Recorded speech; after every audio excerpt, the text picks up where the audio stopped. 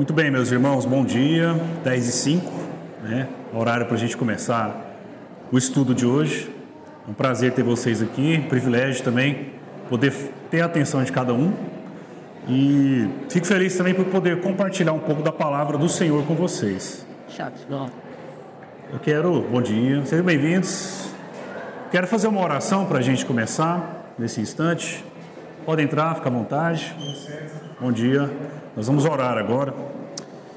Deus de graça e poder, Deus maravilhoso e bendito, muito obrigado pela oportunidade de estar na tua casa, de aprender da palavra, de estudar com os meus irmãos. Eu oro e peço que o Senhor nos ilumine para entender o teu querer e que o Senhor me use, apesar das tantas falhas, como instrumento de bênção para os meus irmãos e para a minha própria vida. Louvado seja o teu nome em tudo que fizermos aqui, porque é para o Senhor e é pelo Senhor. Em nome de Jesus, amém.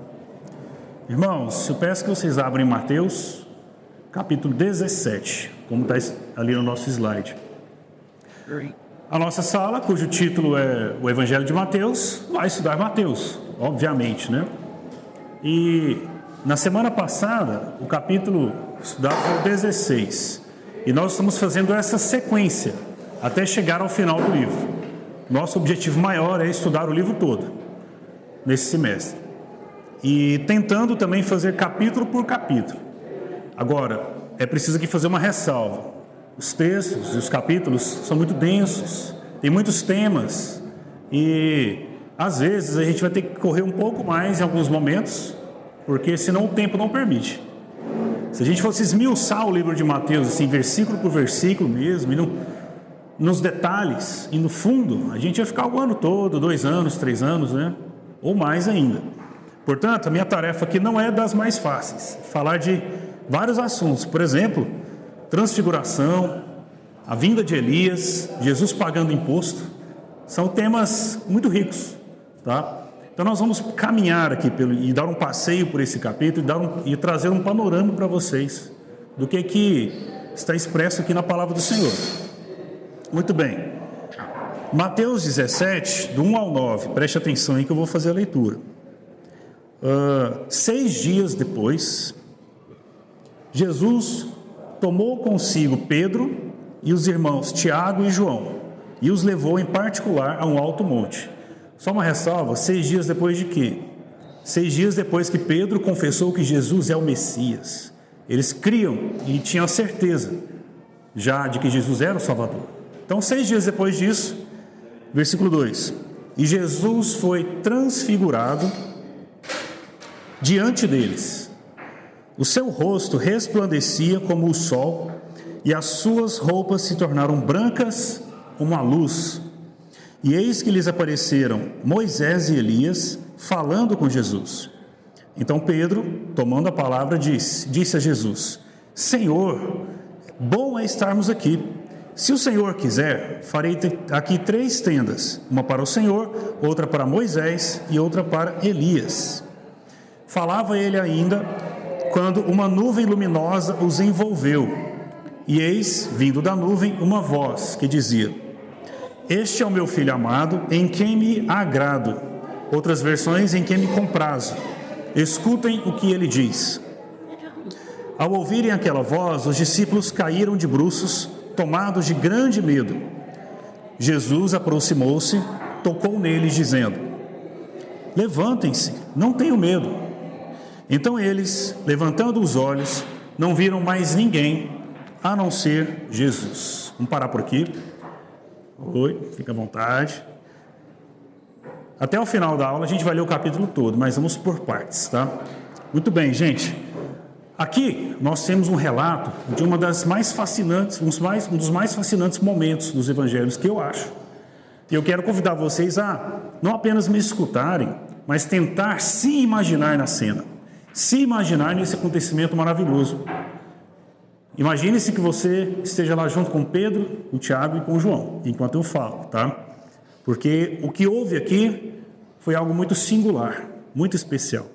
E foi tão especial que Pedro e João nunca mais esqueceram e nunca mais foram os mesmos depois desse evento.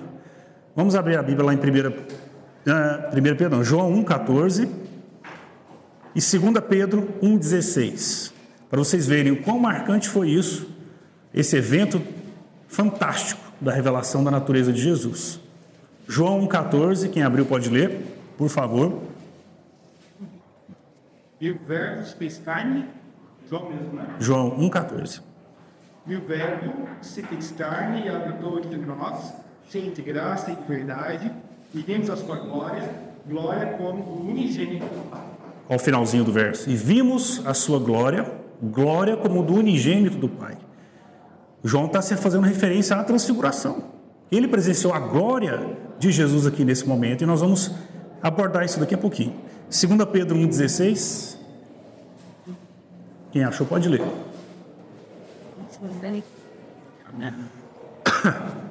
Pedro 1,16. De fato, que fábulas engenhosamente inventadas, quando lhes falamos a respeito do poder e da vinda de nosso Senhor Jesus Cristo. Ao contrário, nós somos testemunhas oculares da sua majestade. Nós somos testemunhas oculares. Eles estavam presentes. Eles viram a glória de Jesus, viram a majestade. Pedro está fazendo alusão à transfiguração também. Portanto, esse evento marcou a vida deles e marcou a vida de muitas pessoas, inclusive de artistas. Olha lá o quadro. Nós temos aqui uma bela obra de Rafael Sanzio, um dos maiores pintores renascentistas. E ele, na sua obra-prima, pintou esse quadro. Demorou 3 anos, né? Mas é um quadro que retrata Mateus 17, a metade dele.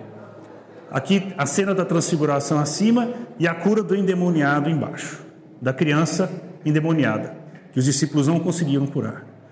Se você já foi a Roma, deve ter visto lá no Museu do Vaticano. Se não foi, vocês vão ver lá quando viajarem, né?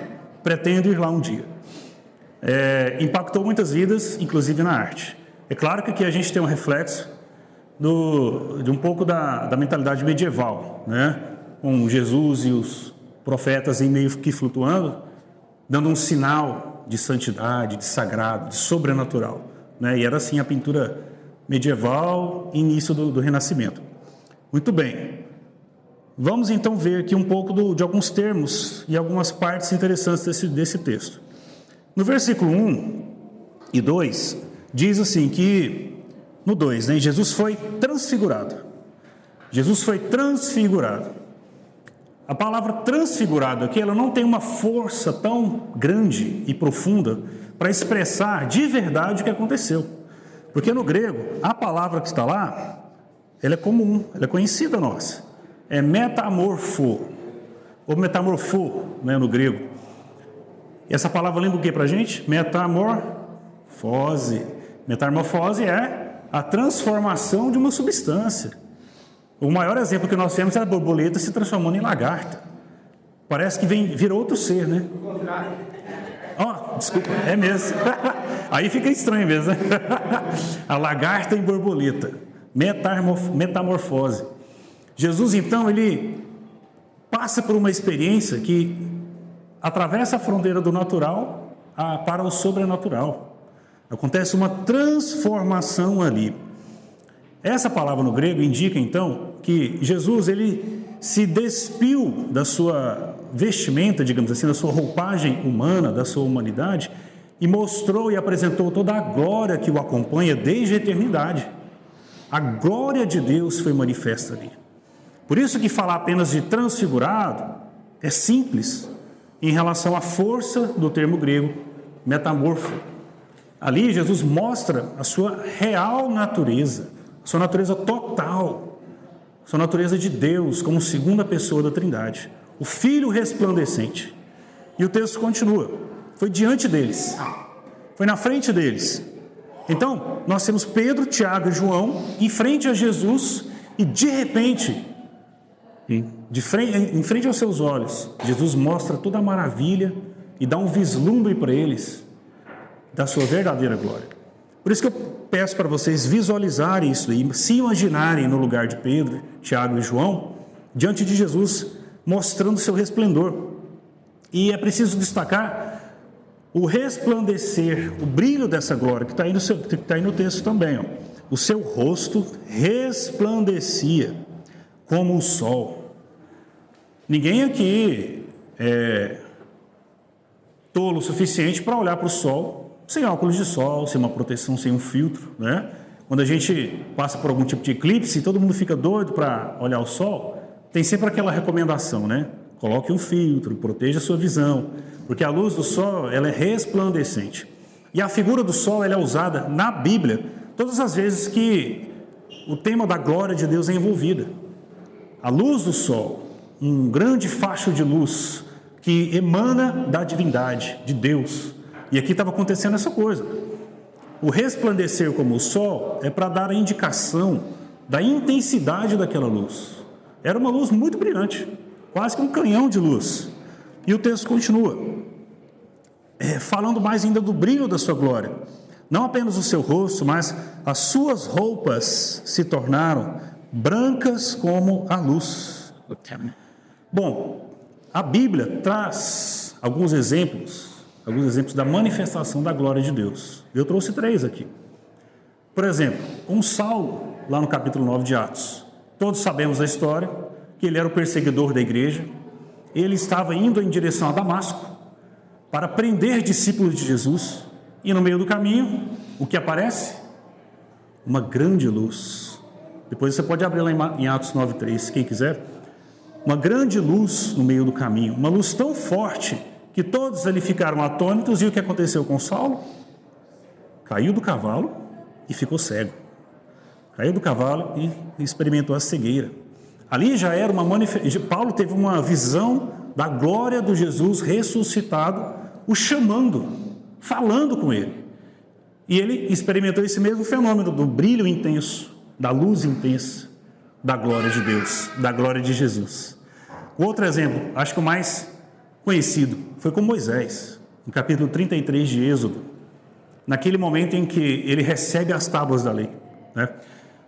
Moisés pede para ver a glória de Deus, ver a face de Deus, e Deus responde para ele que ninguém pode ver a Deus, ninguém pode ver a glória de Deus e não morrer.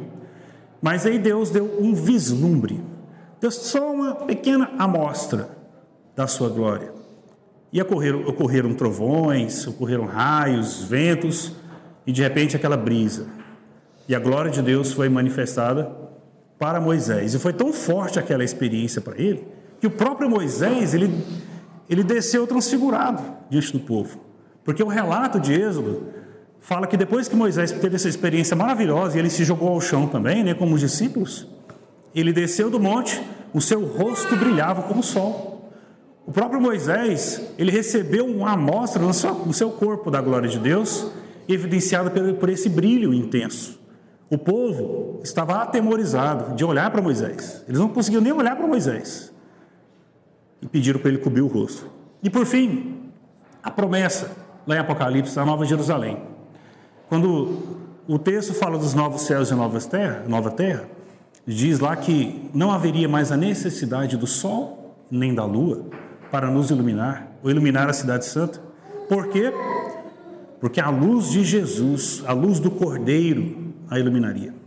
Portanto, a glória de Jesus, ela emana luz, ela emana brilho, ela emana resplendor. Então imaginem a cena, se você estivesse lá, né, vendo a glória do próprio Deus.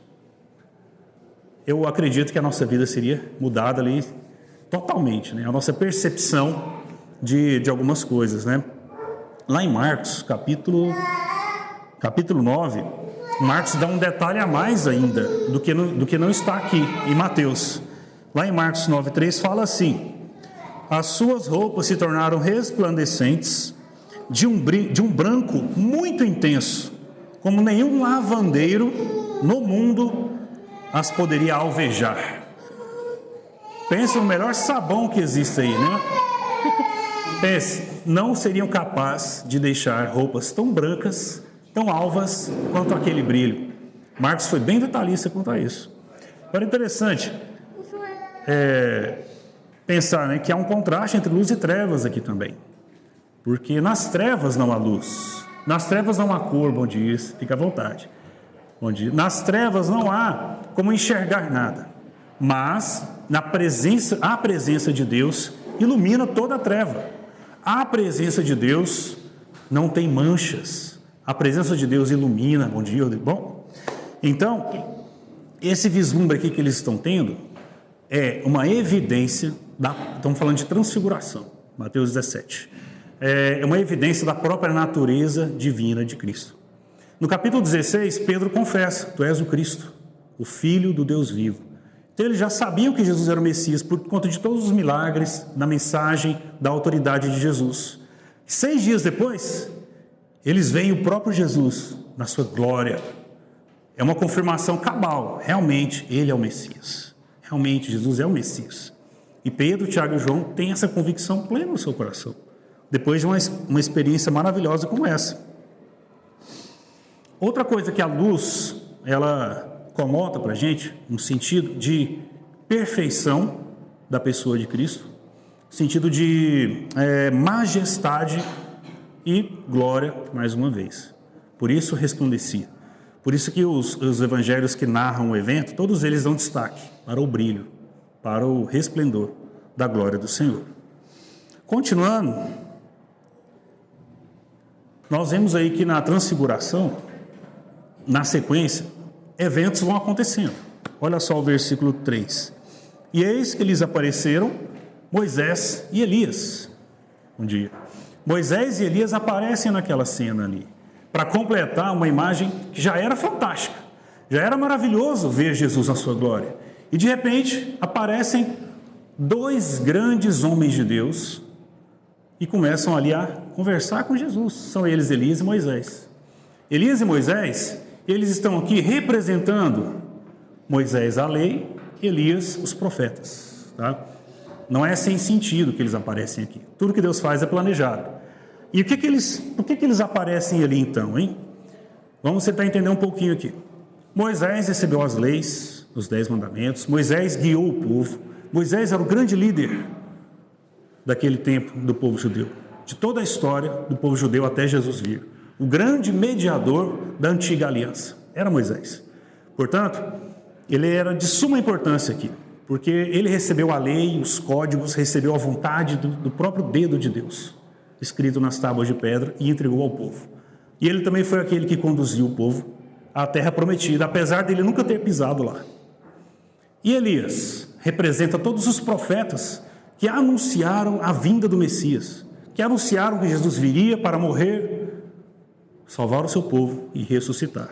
Então Deus mandou aqui Elias e Moisés para confirmar ainda mais que Jesus é o cumprimento do que Moisés pregou, do que Elias profetizou. Eles aparecem aqui para completar aquela cena maravilhosa e majestosa e para dar ênfase de que a Escritura, de que a Bíblia estava sendo cumprida de uma maneira total, de uma maneira cabal.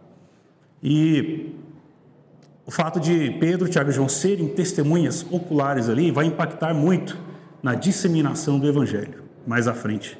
Porque eles têm uma amostra, sabe do que ali, gente? Uma amostra do céu. O céu veio até eles naquele momento. E eles tiveram uma experiência fantástica. Estavam tendo ainda, né?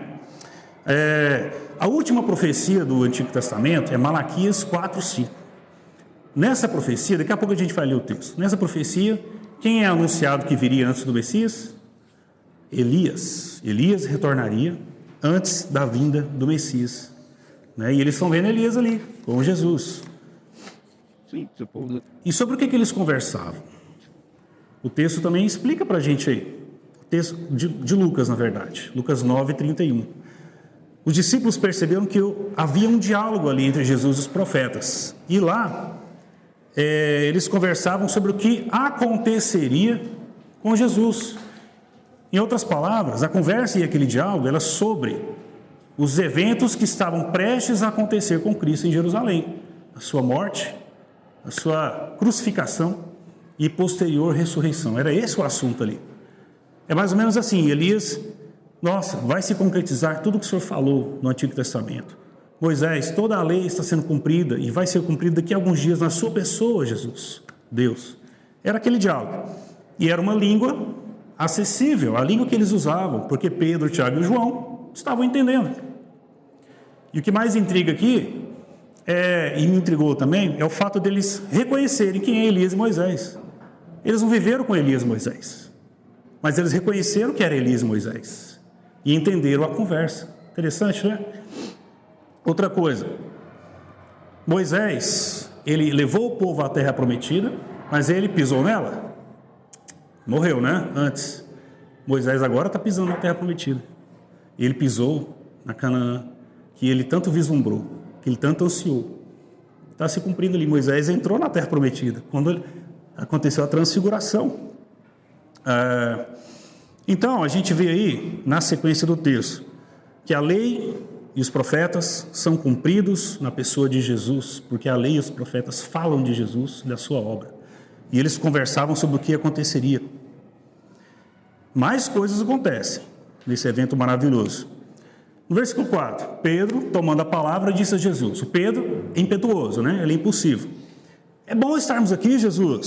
Se o senhor quiser, vamos fazer 3 tendas. Uma para o senhor, para Jesus, uma para o senhor, uma para Elias, outra para Moisés. O evento aqui está maravilhoso. Eu não quero que acabe. Queremos que continue essa glória majestosa aqui. Pedro, ele queria apenas manter aquela experiência porque ela estava sendo muito boa, porque ele fala demais. Ele estava falando demais.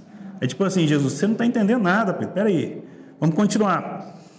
Quando Pedro falava, aparece uma voz, é emitida uma voz. A nuvem de Deus, que é o Shekinah, desce sobre aquele local, os envolve e eles escutam a voz do próprio Deus Pai, que ele expressa amor, prazer e deleite em relação ao Filho. 2 domingos atrás, eu dei uma aula aqui na igreja e falei muito de Trindade, né? E aqui a gente tem uma manifestação de 2 pessoas da Trindade. E nessa aula que eu dei aqui na igreja, eu expressei que as pessoas da Trindade não vivem para si, elas vivem para outra pessoa, para as outras 2. Há deleite, prazer, amor eternos na Trindade, em direção às 2 pessoas. Cada pessoa vive para as outras. E aqui Deus, o próprio Pai, manifesta o seu amor, deleite e alegria em relação ao Filho. Os discípulos, então, têm uma confirmação da legitimidade do Filho, Jesus Cristo, ao escutarem a voz do próprio Deus Pai. Portanto, esse quadro aqui é maravilhoso. Veem Jesus na sua natureza divina, veem a sua glória majestosa, escutam a voz de Deus, veem Elias e Moisés. Imagine como que fica a cabeça deles depois disso, ou o coração cheio de alegria e temor.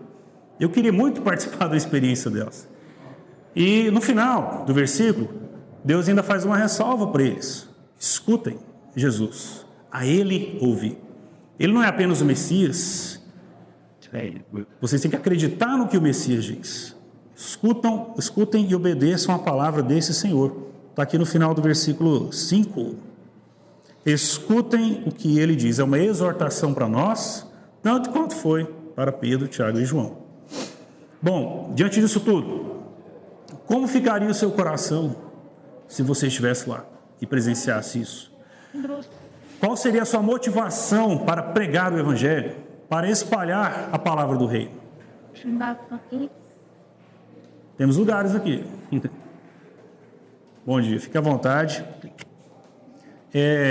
Aqui a gente vê que, eu imagino, né, que Pedro, Tiago e João receberam uma injeção de ânimo, de vontade de pregar o Evangelho, que os impulsionou após a ressurreição a espalhar a mensagem.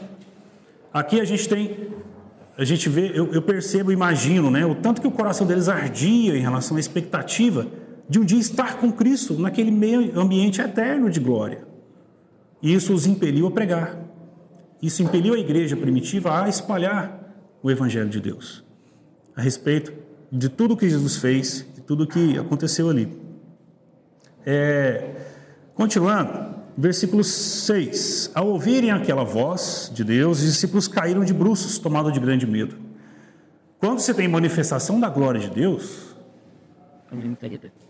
você deita e cai. Não é possível ficar diante de Deus e olhar. A sensação e a experiência que a gente vê na Bíblia é de devoção total. Se inclina, deita, não há como ficar diante da glória de um Deus Santíssimo e não ser impactado pela sua pecaminosidade. E a reação de Pedro, Tiago e João seria, mesmo na nossa, cair de bruços. É impossível. o santo se comunicar com o impuro. Como Deus diz a Moisés, se você não pode me ver, se você ver a minha face, você vai morrer. Certamente morrerás. Os discípulos caíram ao chão aqui. Mas aí Jesus toca neles, no versículo 6, ou 7 e 8, né? Jesus aproximou-se e tocou neles, dizendo: levantem-se, não tenham medo. Então eles, levantando os olhos, não viram mais ninguém, a não ser Jesus. Acabava aquele grande evento aqui, a transfiguração. Evento fantástico, impactante. E Jesus foi novamente revestido da sua humanidade, porque o corpo humano de Jesus trazia limitações humanas, por exemplo, a não evidência da sua glória, o tempo todo. Jesus não perdeu a sua glória, mas ele abriu mão enquanto estava aqui para tomar o nosso lugar na cruz, ser limitado como nós. Tá? Paulo fala muito disso nas suas cartas mais à frente. Vamos caminhar que o tempo urge. Bom, versículo 9. Ao descerem do monte, Jesus lhes ordenou: não contem a ninguém o que vocês viram, até que o Filho do Homem ressuscite. Jesus faz aqui uma referência, então, à sua ressurreição. Mas para ele ressurgir, ele precisa morrer. Então, mais uma vez, Jesus indica e fala aos seus discípulos que ele haveria de morrer, que ele precisaria morrer, mas que ele ressuscitaria. Eu não sei se os discípulos captaram bem a mensagem aqui, mas parece que não. De que haveria uma ressurreição, haveria uma morte e um milagre fantástico da ressurreição. Mas o fato é que Jesus diz claramente que ele morreria. E não só nessa passagem, várias outras também. E ressuscitaria. Bom, transfiguração, para a gente finalizar, é uma amostra do céu e da glória, e mostra também que Jesus sempre é o Senhor da glória, eternamente. Tanto é que mesmo humano, ele mostrou para os discípulos que ele é Deus, o Deus Filho, com toda aquela glória. E eles tiveram muito ânimo, uma injeção de um grande ânimo de poder de Deus para espalhar a mensagem. Continuando, vamos seguir. O capítulo 7, no versículos 10 a 13, dá sequência aos eventos aqui. Eles descem do monte, ao descerem do monte, versículo 10. Mas os discípulos perguntaram a Jesus: por que então os escribas dizem ser necessário que Elias venha primeiro? Jesus respondeu, estamos lendo Mateus 17, gente. De fato, Elias virá e restaurará todas as coisas. Eu, porém, lhes digo que Elias já veio e não o reconheceram. Pelo contrário, fizeram com ele tudo o que quiseram. Assim também o Filho do Homem irá sofrer nas mãos deles. Então os discípulos entenderam que ele estava se referindo a João Batista. Bom, os discípulos saem daquela maravilhosa experiência e já indagam a Jesus. Jesus, os escribas, e os escribas são os teólogos, os mestres da lei daquele tempo. Os escribas ensinam nas sinagogas que antes do Messias tem que vir Elias, como prometido lá em Malaquias 4:5. A promessa de Malaquias 4:5 é a última do Antigo Testamento e ela foi prevista mais de 400 anos antes desses eventos aqui. Então os escribas ensinavam aquilo ali. Agora, os discípulos estavam meio confusos. Jesus, a gente sabe que você é o Messias. A gente acabou de ouvir a voz de Deus. Acabou de ver a sua glória. Então por que os escribas, nós cremos no Senhor como Messias e Salvador, mas por que eles ensinam isso? Que Elias tem que vir? Se a gente afirmar que você é o Messias, eles vão falar: cadê Elias para provar? Elias não veio ainda, então ele não pode ser Messias. Era essa a dúvida, uma aparente contradição que pairava ali por trás dessa pergunta, que os discípulos fizeram a Jesus. E Jesus responde: sim, de fato, os escribas estão certos, Elias tem que vir antes do Messias. Só que o Elias veio e não foi reconhecido por eles. E Jesus se fazia referência clara aqui a um personagem, ao seu primo, João Batista. Elias e João Batista têm paralelos na palavra de Deus. Eles passaram muito tempo no deserto, eles tinham roupas diferentes, vestindo de peles, eles comiam gafanhoto e mel. A gente sabe da história de Elias, eu não vou discorrer sobre ela aqui, mas, em suma, ele fez grandes milagres, ele denunciou a corrupção de Israel, a idolatria do povo, e foi duramente perseguido por Acabe e Jezabel. Tanto é que ele teve que se esconder numa caverna, ficou com medo e tudo mais. Mas ele foi perseguido. João Batista, da mesma maneira, ele pregou e foi perseguido pelos judeus não, pelo rei Herodes, foi preso porque denunciou a sua traição, seu adultério, e denunciou também a hipocrisia dos fariseus. Ele foi perseguido, teve a sua cabeça decepada e entregue numa bandeja. Os dois têm esses paralelos. E quando o anjo Gabriel vai profetizar para Zacarias que ele seria pai, que o nome dele deveria ser João Batista, o anjo diz assim para ele, que João Batista iria adiante do Messias e no poder de Elias. No poder de Elias. Então Jesus, lá em Mateus 11, ele afirma, Elias já veio. Mateus 11, 14, Jesus afirma claramente que João Batista era o Elias que estava por vir. Por isso ele explica aos discípulos, Elias já veio. João Batista veio no poder de Elias. Ele foi o último dos profetas, né?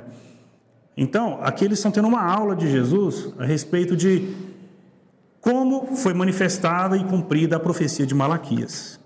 E ele vai além. Ele diz que eles foram perseguidos e mortos, e o mesmo aconteceria com Jesus.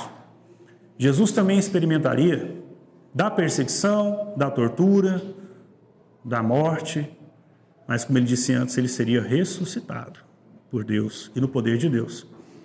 O que a gente pode aprender com isso, gente? A gente vê uma manifestação da glória de Deus e de como será o céu na transfiguração. Mas aí Jesus fala, antes disso, a gente vai passar por sofrimento. Então, antes da gente experimentar uma teologia da glória e ansiar por isso, que é legítimo, e nós vamos viver na glória daqui a pouco, a gente precisa se preparar para viver uma teologia da cruz. A nossa espiritualidade, a nossa vida, é para confrontar a cultura, confrontar a corrupção, confrontar o pecado. Ao confrontar uma sociedade ímpia, seremos perseguidos. O nosso chamado envolve sofrimento, o chamado de qualquer cristão, em algum nível, ou em níveis diferentes, ou em algum momento. Assim como Cristo padeceu, assim como os próprios discípulos padeceram, assim como os cristãos sofreram ao longo da história. Portanto, nesse tempo presente, vivamos a teologia da cruz, ansiando para viver uma teologia da glória, como aconteceu na transfiguração. Continuando, versículo 14. Quando eles chegaram para junto da multidão, um homem se aproximou de Jesus, ajoelhou-se e disse, Senhor, tenha pena do meu filho, porque ele tem convulsões e sofre muito, pois muitas vezes cai no fogo e outras tantas cai na água. Apresentei-o aos seus discípulos, mas eles não puderam curá-lo. Jesus exclamou, ó geração incrédula e perversa, até quando estarei com vocês? Até quando terei de suportá-los? Tragam o menino até aqui. E Jesus repreendeu o demônio, e este saiu do menino. E desde aquela hora o menino ficou curado. Então os discípulos aproximando-se de Jesus, perguntaram, por que motivo nós não podemos expulsá-lo? Jesus respondeu, por causa da pequenez da fé que vocês têm. Pois em verdade lhes digo que se tiverem fé como um grão de mostarda, dirão a este monte, mude-se daqui para lá, e ele se mudará. Nada lhes será impossível. Vamos seguir no fluxo do capítulo. Tudo encadeado aqui, gente. Transfiguração, glória, poder, majestade. Em seguida, Jesus dá uma aula para eles. Elias já veio. Elias foi João Batista. Ele foi o meu antecessor. Ele me anunciou sobre mim. E agora, Jesus volta para a normalidade dos problemas ali. E os discípulos também, que eram doentes, endemoniados. Ele volta para o dia a dia do seu ministério e do que eles viviam ali. E alguns capítulos antes de Mateus, Jesus comissionou os discípulos e deu-lhes autoridade para expulsar demônios, fazerem curas, né? Deu essa autoridade para eles. Aí Jesus chega nesse momento aqui e vê que os discípulos não conseguiram expulsar um demônio, tarefa para a qual Jesus tinha dado autoridade. Então Jesus ele solta a expressão frustrante. Até quando vou ter que conviver com vocês? Vocês são uma geração incrédula e perversa. Aqui é preciso a gente destacar as palavras que Jesus traz, a incrédula e perversa. Jesus classifica aquela geração toda, não só os discípulos, todo aquele povo, aquelas pessoas, como incrédulos e perversos. O incrédulo é o que não crê. Ele não demonstra confiança em Deus, não tem fé no Senhor. E perversa é que distorce o seu caminho, distorce as suas veredas, as suas escolhas. Uma geração má, dá a ideia de ser uma geração distorcida ou torcida, para o lado errado, lógico, né? Jesus, então, ele mostra aqui que aquela sociedade em que eles estavam vivendo, estavam acostumados a viver, inclusive os seus discípulos, era uma sociedade de valores invertidos. Valorizavam a injustiça, desprezavam os valores do reino, admitiam e aceitavam o mal e ridicularizavam o bem. Não é que os discípulos não criam em Jesus. Eles criam. Eles estavam sendo treinados por Cristo. Andavam com Jesus. Viam seus milagres. Tinham fé. Mas os cuidados do dia a dia, da sociedade, não tornavam aquela fé suficiente. Não tornavam aquela fé profunda. Muitas vezes a sociedade e o que ela oferece para nós vai sempre tentar minar a nossa fé e torná-la pequena, pois não? Eu acho também interessante lembrar que essa sociedade esperava um Messias diferente. Ah, sim. Esperava um Messias político. Sim. Messias que ia descontar a relação de redenção, claro. Alguém com uma questão poderosa. Uhum. E eu acho que a gente vê é que, tipo, quando vem os discípulos ficavam cansados entre quem Jesus era e o que aquele Messias questionamento. Proximamente, conta que dentro da história vai falar um pouco sobre isso, né? Sim. Sim. Exatamente. A expectativa dos judeus e escribas era um Messias guerreiro, um rei, né? Como foi Davi, o mais poderoso até que Davi, né? Que expulsasse os romanos, libertasse os judeus do jugo, né? Era um rei político, um rei guerreiro, um rei semelhante ao que eles tiveram já, né? Mas Jesus mostra aqui que o seu reino é diferente. E a gente vê passo a passo esse desenvolvimento. A sociedade e as suas filosofias, suas ideologias, seus convites, eles são oferecidos sempre para minar a nossa fé. Não é que nós não cremos, nós cremos em Deus. E eu tenho certeza que todos creem aqui. Nós conhecemos a história de Jesus. Conhecemos os feitos de Jesus, temos acesso. Os discípulos também. Mas quantas vezes nós fraquejamos, nós damos mais lugar a outras coisas que vão poluindo a nossa mente, que vão minando a nossa fé, diminuindo a nossa aproximação de Deus, tornando uma fé pequena, transformando a nossa fé em pequenina, em coisa rasa. Os discípulos estavam passando por isso daqui, os que ficaram. Lembrando que Pedro, Tiago e João estavam com Jesus, então eram os 9, os outros 9. Aí Jesus continua, depois ele exclamar, né, que ele está cansado dessa geração, ele continua a sua obra. Traga um menino aqui. Então aparece um menino. O menino, muitas traduções trazem aí lunático, outras epilético. Pelos sinais parece uma epilepsia, mas a causa central, e Jesus deixa claro, era uma possessão demoníaca. A possessão demoníaca trazia aqueles sintomas, trazia aquela doença sobre a vida do menino e todos os riscos que vinham junto com ela. E Jesus liberta aquela criança, aquele menino, do demônio. Nós somos chamados a viver, então, a fé numa sociedade que tenta acabar com ela o tempo todo. Gente, o ser humano odeia a Deus. E graças a Deus nós somos chamados. Tudo que vem de Deus é odiado pelo ser humano. Veja Jesus, veio de Deus e foi morto. Veja os profetas, veio de Deus e foi morto. Os discípulos vieram trazendo a mensagem do amor e foram mortos. Então, se a gente apresenta uma mensagem coerente com a palavra, a oposição vem totalmente. Nós precisamos exercitar a fé para que ela não fique pequena, como os discípulos demonstraram aqui, a pequenez da sua fé. Continuando, mas esse demônio só pode ser expulso por meio de oração e jejum. Está aí no versículo 21. Jesus acrescenta esse detalhe. Esse tipo de demônio, que na situação específica ali, só pode ser expulso com oração em jejum. Jesus acrescenta aí a abstenção de alimentos à oração. Para quê? Para dar uma ênfase. Para dar uma ênfase de que havia urgência ali para salvar aquele menino. Ele precisava de uma resposta rápida. E a adição do jejum à oração expressa essa ideia do clamor, da intensidade, da necessidade urgente de uma resposta de Deus, de uma situação tão complicada que era necessário orar com mais efusão, com mais paixão, né? E em consequência disso, é bom a gente pensar algumas coisinhas sobre a oração. E eu deixei a pergunta ali para a gente pensar.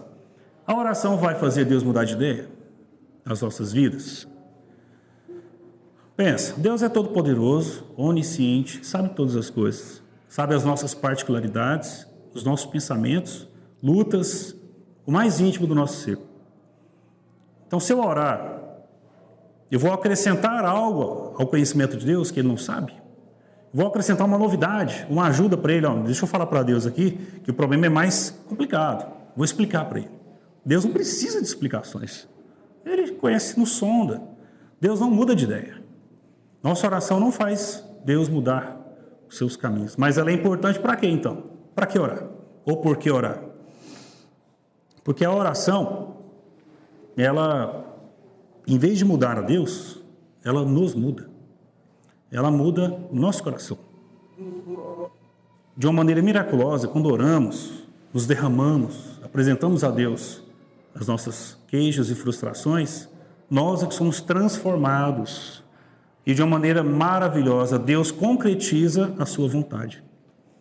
Deus derrama sobre nós o querer dele e não o nosso. Né? Existe oração sem resposta? Nunca. Toda oração tem resposta, porque o não também é uma resposta. Tá? Então fiquemos com isso na nossa mente. Indo para o fim, gente, o texto aqui ele é corrido. Passou algum tempinho e vem a questão de impostos. Vamos lá. Disso o brasileiro sabe bem, né? A gente paga tanto. Sim. E o governo é tão implacável, né? Ele cobra em todas as fases da nossa vida, em todo negócio, em qualquer momento, a gente paga imposto, né? E a questão do imposto é registrada aqui, do versículo 24 até o 27. Não há esse relato nos outros evangelhos. Só Mateus colocou aqui na Bíblia. É interessante. Mateus, qual era o trabalho dele? Cobrador de imposto. Então, eu acho que ele quis colocar aqui porque ele tem uma ligação íntima com impostos. Ele era cobrador. Ele tinha noção do que representava aquilo, aquela tarefa ou aquela atividade para a população, para o povo, que pagava pesados impostos para o Império Romano. Só que aqui o texto faz referência não a um imposto romano, mas a um imposto para manter o templo. O imposto cobrado aqui era para manutenção do templo e ele foi instituído por Moisés, lá em Êxodo. Vejamos aqui. Quando eles chegaram em Cafarnaum, 24, os que cobravam o imposto das 2 dracmas se dirigiram a Pedro, dizendo: o mestre de vocês não paga as suas dracmas? Dracma era uma moeda judaica, não era uma moeda romana. Por isso que o imposto aqui era judeu, era judaico. O mestre de vocês não paga as 2 dracmas? Pedro respondeu: claro que paga. Ou acho que as outras traduções acho que pode estar aí de fato, ou sim, né? NVI está sim, né, amor? Claro que paga. Quando Pedro estava entrando em casa, Jesus se adiantou. Jesus não estava lá. Eles abordaram a Pedro. Jesus estava dentro da casa. Quando Pedro estava entrando em casa, Jesus se adiantou a ele. Simão, o que você acha? De quem os reis da terra cobram impostos ou tributo? Dos seus filhos ou dos estranhos? Pedro respondeu. Quando Pedro respondeu dos estranhos, Jesus lhe disse: logo os filhos estão isentos. Mas, para que não os escandalizemos, vá ao mar, jogue o anzol e puxe o primeiro peixe que fisgar. Ao abrir a boca do peixe, você encontrará uma moeda. Pegue essa moeda e entregue aos cobradores, para pagar o meu imposto e o seu. Interessante esse relato aqui. Como eu disse, Moisés estabeleceu o tributo para a manutenção do templo. Assim como nós temos o dízimo, né, que precisa ser devolvido ao Senhor. E Pedro fala para eles, Jesus paga imposto sim, né? E esse imposto referido aqui, ele era uma vez ao ano. Era um imposto anual, todo judeu tinha que pagar para manter o serviço do templo. Até por isso, tinha muitos cambistas lá no pátio do templo, porque eles trocavam, eles faziam câmbio. Uma moeda de outra nação trocava por dracma para pagar o imposto do templo. Os cambistas trabalhavam para isso lá. E Jesus fica furioso com eles. Aqui no caso em tela, eles não estão em Jerusalém, eles estão em Cafarnaum, que é longe, na Galileia. Essas pessoas chegam, abordam Pedro e questionam se ele não vai pagar. Pedro diz que Jesus paga imposto. Então, a gente deduz que os anos anteriores, Jesus já tinha pago. Estava quite com a Receita Federal. Só o desse ano que não havia sido pago ainda. Aí, então, por isso que Pedro responde positivamente, Jesus paga. Aí Pedro retorna para casa e Jesus dá para ele um vislumbre da sua majestade e da sua sabedoria infinitas. Porque antes que Pedro anuncie o assunto, eu fui abordado pelos cobradores de impostos. Jesus já vai direto no assunto e propõe para Pedro uma pergunta, né? O rei vai cobrar imposto da sua família, dos seus filhos ou dos estrangeiros? Ora, ele vai cobrar dos estrangeiros. Então, pela lógica, o filho é isento. Em outras palavras, o que Jesus diz para nós? Quem é o rei do templo? É Deus. Quem é o dono do templo? É Deus. O imposto é para manter o templo. Mas Jesus é filho de quem? É filho do rei. Logo, Jesus estava legalmente isento de não pagar imposto. Ele é o filho do rei. O templo é do pai dele. E Jesus está ensinando Pedro, usando a lógica. Olha, eu sou o filho de Deus. Vocês me viram na transfiguração. Eu sou filho legítimo. Eu estou isento de pagar imposto. Mas, para que não os escandalizemos, vai lá pegar aquele peixinho. Jesus mostra para nós que, mesmo ele sendo todo-poderoso Senhor, a segunda pessoa da Trindade, o Salvador, que vem em glória, ele cumpriu todas as leis israelitas, inclusive as de imposto, que ele não precisava pagar. Ele veio para cumprir a lei, não para revogá-la. Ele já disse isso antes. E ele mostra para Pedro, eu sou filho de Deus e eu vou te mostrar mais uma vez como é que eu vou conseguir esse dinheiro. Vai pegar um peixe. E o primeiro que você pegar lá vai estar uma moeda dentro da boca dele. O Jesus, ele é maravilhoso. As formas que ele usa.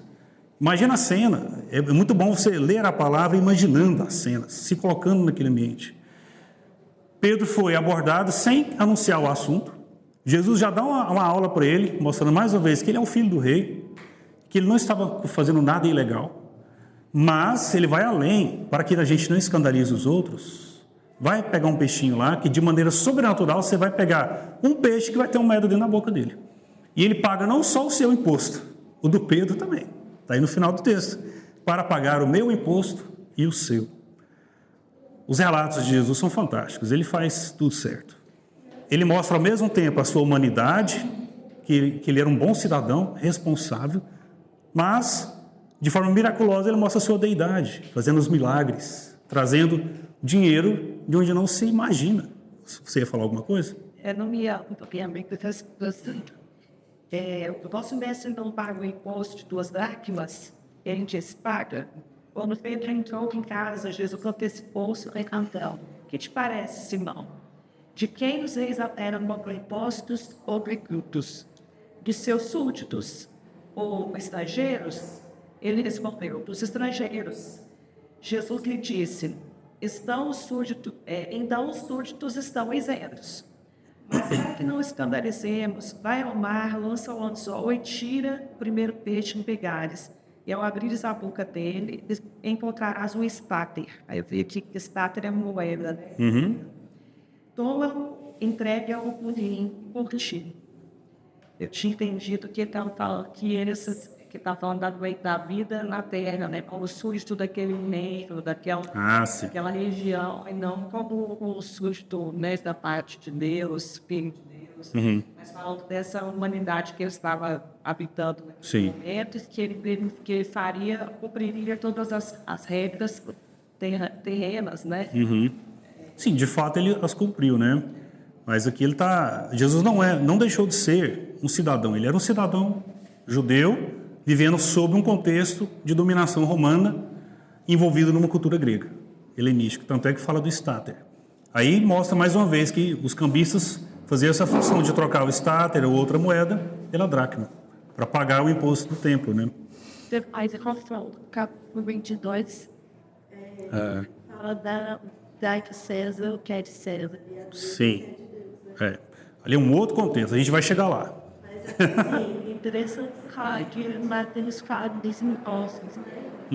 Mais uma vez. Sim.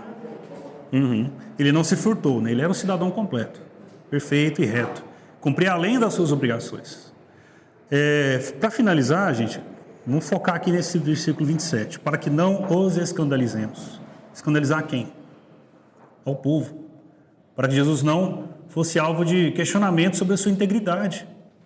Ele se diz filho de Deus e não paga imposto.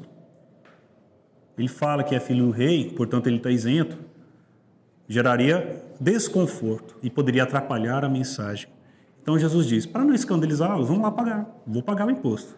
Isso me lembra, quando eu li aqui, me lembrou de Coríntios, acho que é 1 Coríntios, né?